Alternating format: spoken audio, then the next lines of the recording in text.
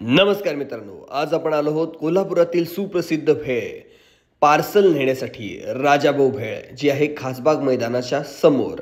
या ठिकाणाहून मी एक चिल्ड्रन भेळ आणि एक साधी भेळ घेतलेली आहे. यामध्ये बघा कसं पॅकिंग आलेलं आहे.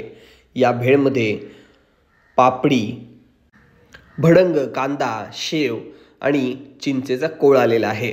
हा एक भेळसाठी सफिशियंट आहे. चिंचेचा कोळ थोडासा जास्तच दिला जातो. त्यानंतर आपण आता चिल्ड्रन्स भेळ बघणार आहोत.